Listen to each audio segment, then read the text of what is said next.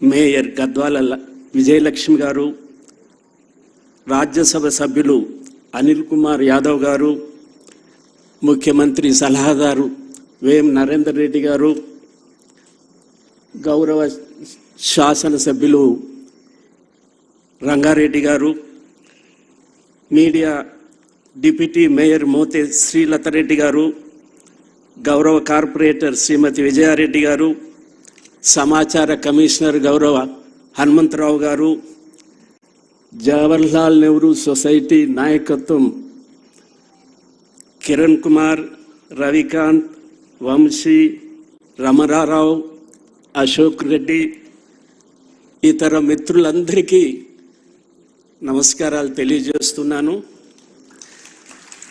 ఇలాంటి సభ పండుగ రోజు ఎప్పుడు వస్తుందా అని చెప్పి దాదాపు 18 సంవత్సరాలుగా ఎదురు చూస్తున్నటువంటి జవహర్లాల్ నెహ్రూ సొసైటీ సభ్యులందరికీ మరింతగా ఆహ్వానం. అలాగే మన తోటి సహచరులు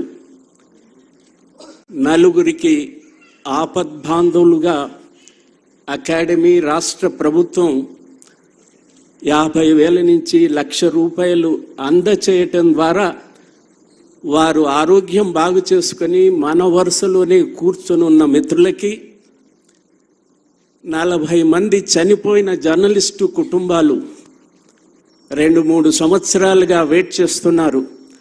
ప్రభుత్వం నుంచి సహకారం కోరుతూ దరఖాస్తులు చేసి వచ్చినటువంటి 44 కుటుంబాల వివిధ జిల్లాల నుంచి వచ్చినటువంటి వారి కుటుంబ సభ్యులు అందరికీ ఆహ్వానం. ముఖ్యమంత్రి గారు, ఇవాళ ఇంతమంది జవహర్లాల్ నెహ్రూ సొసైటీకి సంబంధించిన సభ్యులు కుటుంబాలతో హాజరయ్యారు. దానికి నాకు ఒక మిత్రుడు వచ్చి అడిగాడు, సార్ ఇది నిజమేనా? దాదాపు 2 సంవత్సరాల నుంచి, అంతకుముందు 16-18 సంవత్సరాల నుంచి మీకు వస్తుంది వస్తుంది వస్తుంది అని చెప్పారు. ఈసారి డేట్ పెట్టారు, మా ఆవిడ అడుగుతుంది ఇది నిజమేనా? మేమంతా కుటుంబ సభ్యులతో వస్తే కానీ మాకు సంతృప్తి లేదు. ముఖ్యమంత్రి గారు ఆ కాగితాన్ని ఇస్తుంటే చూడాలని, రెవెన్యూ మంత్రి గారి సమక్షంలో చూడాలని కోరికతో వచ్చిన మిత్రులందరికీ నేను 1-2 విషయాలు మీ దృష్టికి తీసుకురాదలిచాను. వీరితో పాటు ఇక హైదరాబాదులో స్థలాలు లభించని జవహర్లాల్ నెహ్రూ సొసైటీ ద్వారా దాదాపు 1100 మందికి ప్లాట్లు లభించబోతున్నాయి. వీరు కాకుండా ఇంకా హైదరాబాదులో దాదాపు ఒక 3,000 మంది జర్నలిస్టులు దాదాపు 5, 6, 10 సంవత్సరాల నుంచి వెయిట్ చేస్తూ ఉన్నారు. వారికి సంబంధించి జిల్లా కేంద్రాల్లో ఉన్నటువంటి అంత ఒత్తిడి జిల్లా కేంద్రాల్లో లేదు. నేను పరిశీలించిన దాంట్లో హైదరాబాదులో ఉన్నంత ఒత్తిడి జిల్లా కేంద్రాల్లో లేదు. జిల్లా కేంద్రాల్లో పనిచేస్తున్నటువంటి జర్నలిస్టులకి, మండల కేంద్రాల్లో పనిచేస్తున్న వారిది కూడా పెద్ద ఒత్తిడి లేదు. ఎందుకంటే ఆల్టర్నేట్స్ ఉన్నాయి. హైదరాబాదులోనే ఇబ్బంది, స్థలం ఎక్కడా అనేది ఆలోచన చేయాల్సి ఉంది. వీటి మీద ఖచ్చితంగా ముఖ్యమంత్రి గారు అభిప్రాయాన్ని, రెవెన్యూ మంత్రి గారు అభిప్రాయాన్ని వెల్లడిస్తారు. కానీ ఇంతకన్నా పెద్ద సభ, 4 సభ ఈ నెలాఖరులో జరగబోతుంది. ఆ లోపు మేము 10 సంవత్సరాల నుంచి, 8 సంవత్సరాల నుంచి, 2 సంవత్సరాల నుంచి వెయిట్ చేస్తూ ఆలస్యమైందని భావిస్తున్న జవహర్లాల్ నెహ్రూ సొసైటీ వారికి 2 మాసాలు గవర్నమెంట్కు దొరికిన సమయం. వరుసగా అసెంబ్లీ ప్రజలకు ఇచ్చిన వాగ్దానాల అమలుకు సంబంధించి ఎక్సర్సైజు, ఆ తర్వాత బడ్జెటు, ఆ తర్వాత లోకసభ ఎన్నికలు, ఇప్పుడు కొంత రేవంత్ రెడ్డి గారి ప్రజాప్రభుత్వము 2.5 మాసాల నుంచి పని చేయటం మొదలు పెడుతుందని నేను భావిస్తున్నాను. అందుకని ఆలస్యం కాలేదు. ముఖ్యమంత్రి గారు ఇచ్చిన దాని ప్రకారంగా ఎప్పుడు అడుగుతూనే ఉన్నారు. మీరంతా అడిగినప్పుడల్లా చెప్తూనే ఉన్నారు. వారిద్దరూ రెవెన్యూ మంత్రి గారి వైపు చూపించటము, నా వైపు చూపించటం జరిగింది. నేను మనసారా ముఖ్యమంత్రి గారికి, రెవెన్యూ మంత్రి గారికి మనసారా కృతజ్ఞతలు తెలియజేస్తున్నాను. అలాగే హెల్త్ కార్డుల గురించి చెప్పారు లెక్కలు. నేను ముఖ్యమంత్రి గారిని కోరేది, కార్పొరేట్ ఆసుపత్రులు అంగీకరించటం లేదు. ప్రభుత్వ ఆసుపత్రుల్లో నిమ్స్లో కొంతమేరకు జరుగుతున్నాయి.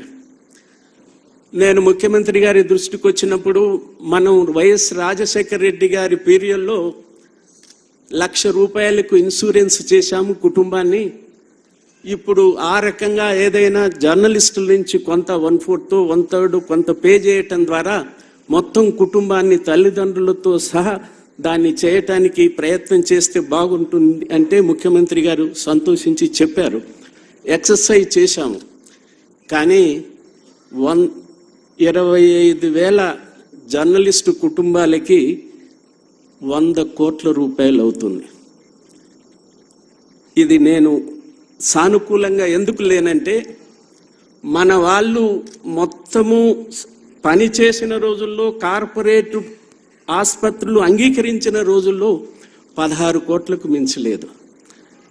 16 కోట్లకు మించలేదు. ముఖ్యమంత్రి గారిని అడిగి దీన్ని కొంత పెంచటం ద్వారా ఇప్పుడున్న స్కీమ్నే మరో రకంగా ఆలోచిస్తే బాగుంటుందని చెప్పి ముఖ్యమంత్రి గారికి విజ్ఞప్తి చేస్తున్నాను. ఇక అక్రిడిటేషన్స్కి సంబంధించి భారతదేశంలో ఎక్కడా లేని విధంగా మన రాష్ట్రంలో 24,000 అక్రిడిటేషన్స్ ఉన్నాయి. అర్హులైన జర్నలిస్టులందరికీ రావాల్సిందే. కానీ ఎక్కడికి వెళ్ళినా అనర్హులైన జర్నలిస్టులు అనేక మంది ఉన్నారని చెప్పి పదే చెప్తున్నారు. ఇది మనకు గౌరవం కాదు, వృత్తికి గౌరవం కాదు. ప్రజల్లో దిగజారుతున్న జర్నలిజం పట్ల ప్రజల్లో గతంలో ఉన్న భావం ఉందా? వృత్తి పట్ల ఉందా? దాన్ని మనం ముఖ్యమంత్రి గారు, సమాచార శాఖ మంత్రి గారు ఇచ్చేటటువంటి ధీమాతో అర్హులైన వాళ్ళందరికీ అక్రిడిటేషన్స్ రావాల్సింది. అనర్హులైన ప్రతి ఒక్కరిని తొలగించాల్సింది. దానికి ఒక ప్రత్యేక కమిటీని వేసి గతంలో రాష్ట్ర ప్రభుత్వము రూపొందించినటువంటి 2016 అక్రిడిటేషన్ రూల్స్ని నేను ఆనాడే అనుకున్నాను చాలా పెద్ద పొరపాటు చేస్తున్నారని.